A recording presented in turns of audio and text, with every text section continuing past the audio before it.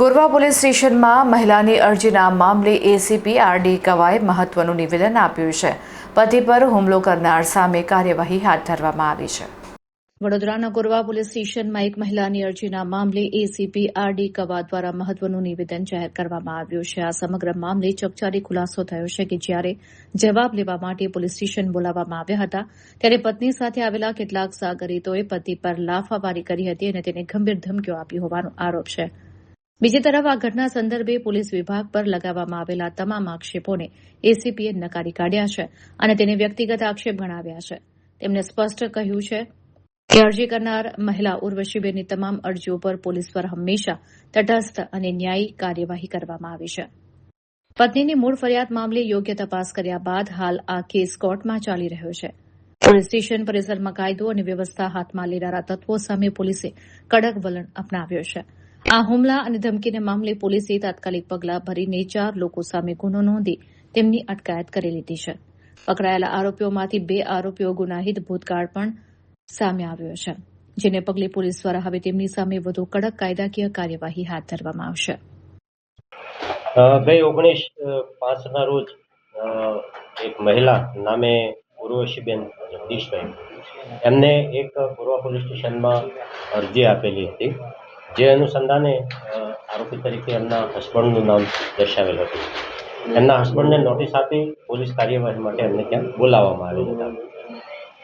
એ જ વખતે આ અરજદાર ઉર્વશીબેન પણ ત્યાં આવેલા હતા અને કોઈ પણ કારણોસર ત્યાં થોડા ઉગ્રાવેશમાં આવી જઈ અને સામેવાળા જે એમના હસબન્ડ જે છે એમની સાથે એમને થોડી હાથ ચાલાકી કરેલી હતી. ત્યાં સુધી આ બધું એક ભાવાવેશમાં થયું હોય એવું આપણને માનવાને કારણ હતું, પણ ત્યાર પછી ત્યાં જાહેર રોડ ઉપર ઉર્વશીબેનની સાથે જે બીજા 3 માણસો આવેલા હતા, એ આ કામના જે સામાવાળા હતા કે ઉર્વશીબેનના હસબન્ડ છે એમને ત્યાં ગુનાહિત ધમકી આપે છે. ઉર્વશીબેનના જે પૈસા છે એ પાછા આપી દેજે, નહીં તો ગોરવામાં રહેવું તકલીફ થશે, જાનથી મારી નાખવાની, એમને આવી રીતે ધમકી આપવામાં આવી હતી. જે અનુસંધાને પોલીસે તરત જ એક્શન લીધા છે. બનાવ જે છે એ ગેરકાયદેસરનો બનેલ હોવાથી ઉર્વશીબેન વિરુદ્ધ તેમજ તેમના 3 બીજા સાગરીતો વિરુદ્ધ ગોરવા પોલીસ સ્ટેશનમાં ગુનો દાખલ કરવામાં આવેલ છે.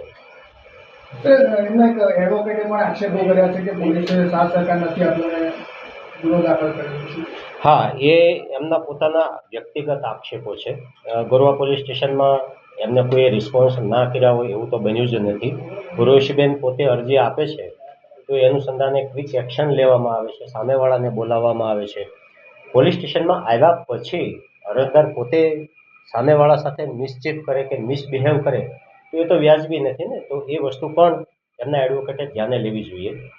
ખબર નહીં હવે એમને શું તકલીફ હશે, પણ એ આક્ષેપો કરેલા છે એ ગલત આક્ષેપ. 7 અરજીઓ આપી છે ગોરવા પોલીસ સ્ટેશનમાં, પણ કોઈ એક્શન લેવાયા નથી, કોઈ ફરિયાદ દાખલ થઈ નથી એવું એમનું કહેવું છે. ઉર્વશીબેને જે અરજી આપેલી છે અને જે અરજી રજીસ્ટર્ડ થઈ છે એમના વિરુદ્ધ ક્વિક એક્શન લેવામાં આવ્યા છે.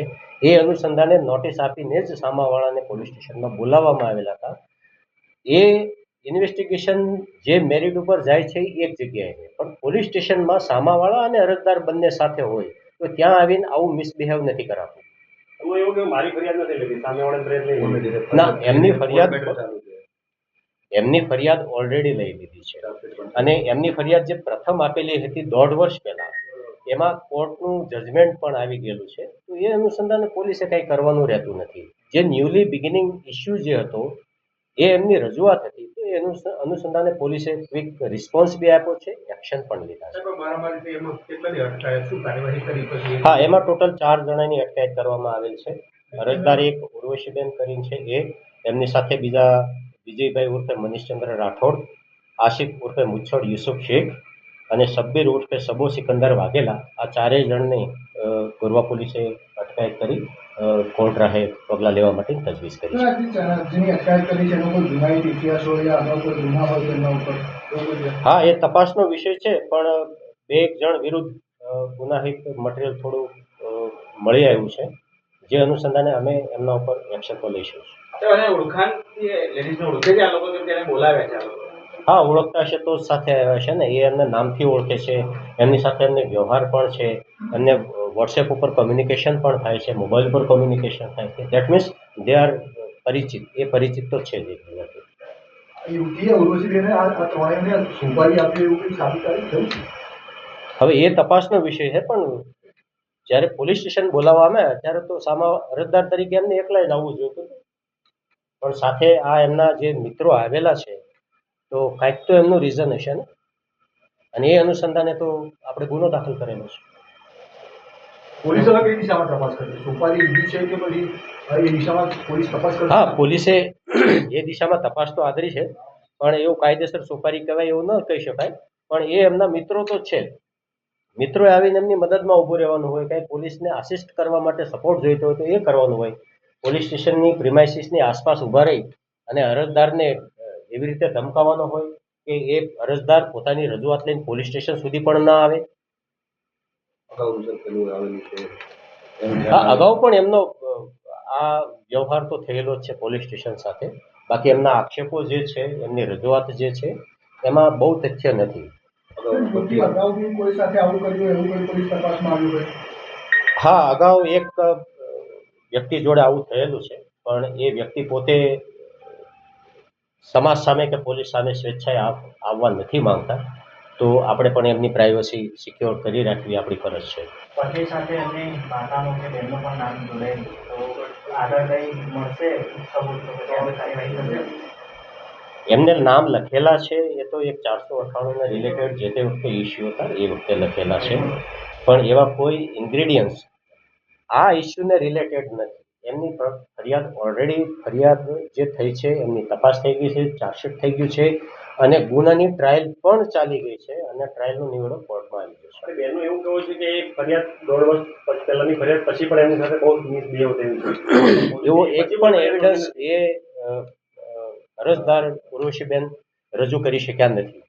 એ એમ કહે છે કે જનરલી રોડ ઉપર મારો પીછો કરતા હોય, તો હવે રોડ ઉપર તો પબ્લિક જતી હોય. સ્પેસિફિક એક વ્યક્તિને એમની સાથે બંધાયેલા છે તો એલિગેશન્સ કરવા જ છે. તો એલિગેશન ફરીલી થઈ શકે, પણ જ્યારે એલિગેશન્સ કરો છો, રજૂઆત કરો છો, તો તમારે એવિડન્સ પણ સાથે જોડવા પડે. પત્નીએ તાંત્રિક વિધિ કરી હોવાના પણ આક્ષેપ કરે છે. હા, એ આક્ષેપો છે. મેં સોશિયલ મીડિયા ઉપર રીલ પણ જોઈ હતી, પણ એ રીલ તો ફેબ્રિકેટેડ છે. કહેવાનો મતલબ છે એ દિશામાં પણ અમે તપાસ કરીએ છીએ, પણ એ વસ્તુનું તથ્ય હાલ પૂરતું જણાય આવતું નથી. અમે એ તથ્યને શોધવા માટે બીજા એવિડન્સ અને બીજા સર્ક્યુમસ્ટન્સીસનો જે સહારો લીધો છે, તો એમાં જે અરજદાર જે છે એમની વિરુદ્ધનું ઘણું બધું મટીરિયલ અમને મળેલું છે. પત્નીના આક્ષેપો પણ છે કે પત્નીનો જે મોબાઈલ છે એ છોકરા પાસે છે, પણ હજુ સુધી પોલીસ લાવી નથી શકી. નહીં, એ તપાસનો વિષય છે, એટલે હવે તપાસના કામે એના જે ટ્રાન્ઝેક્શન જે થાય છે એ બી એ થોડોક સમય લેતી બાબત છે, કારણ કે એ એફએસએલમાં અને કંપનીઓ પાસેથી ડિટેલ મંગાવવાની હોય છે, તો એ એટ એ ટાઈમ ના મળી શકે.